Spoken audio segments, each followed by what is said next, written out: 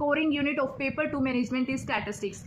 काफ़ी सारे स्टूडेंट्स जो हैं इस यूनिट को इग्नोर करते हैं, इस यूनिट को छोड़ के चले जाते हैं, लेकिन सबसे बड़ी गलती कर रहे हो आप। अगर आपका जेआरएफ या नेट नहीं क्लियर हो रहा है तो वो इस यूनिट की वजह से ही कहीं ना कहीं रुक रहा है। स्टैटिस्टिक्स ऐसी यूनिट है, अगर इसके आप एक बार कंसेप्ट क्लियर कर लेते हो, एक बार आपको समझ आ जाए स्टैटिस्टिक्स, तो इसके बाद आपके क्वेश्चन गलत होने के चांसेस 0.00% हो जाते हैं, क्योंकि इस यूनिट से कोई इनडायरेक्ट क्वेश्चन नहीं पूछा जाता। मार्केटिंग से मैं बात करूं तो आपको इनडायरेक्ट क्वेश्चन पूछ लेते हैं, सिनेरियो बेस्ड क्वेश्चंस पूछे जा सकते हैं दूसरी यूनिट से, लेकिन स्टैटिस्टिक्स से हमेशा डायरेक्ट क्वेश्चंस पूछे गए हैं। अगर इंपॉर्टेंट टॉपिक्स की मैं बात करूं तो हमारे इंपॉर्टेंट टॉपिक्स बन जाते हैं, जैसे सबसे पहले तो हमारा प्रोबेबिलिटी हो गया, स्टैटिस्टिक्स सैंपल क्या होता है, सैंपल फ्रेम क्या होता है, ऐसे बेसिक कंसेप्ट से क्वेश्चन पूछा जा सकता है। Probability sampling, non probability sampling हो गया, ये मेथड से क्वेश्चन हर बार पीवाईक्यू में आया है। अगर आपने अब तक पीवाईक्यूज लगाए हैं ना तो आप डेफिनेटली चेक करना, आपको पता ही होगा अगर आप पीवाईक्यूज लगा चुके हो तो सैंपलिंग से एक क्वेश्चन हमेशा पूछा गया है, टाइप्स ऑफ सैंपलिंग से। उसके बाद नेक्स्ट इंपॉर्टेंट टॉपिक बन जाता है हमारा सेंट्रल टेंडेंसी वाला, जिससे हमारे मीन मीडियन मोड की प्रॉपर्टीज से डायरेक्ट क्वेश्चन पूछा जाता है।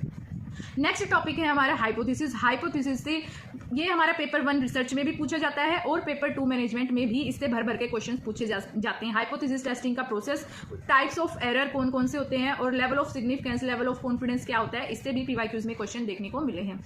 अगर अब तक आप इस यूनिट को इग्नोर करते आए हो तो अब की बार इसको इग्नोर मत करके जाना, क्योंकि एनटीए का जो एग्जाम लेवल है वो काफ़ी ज़्यादा टफ हो चुका है, तो आपको सारे टॉपिक्स कवर करके जाने हैं।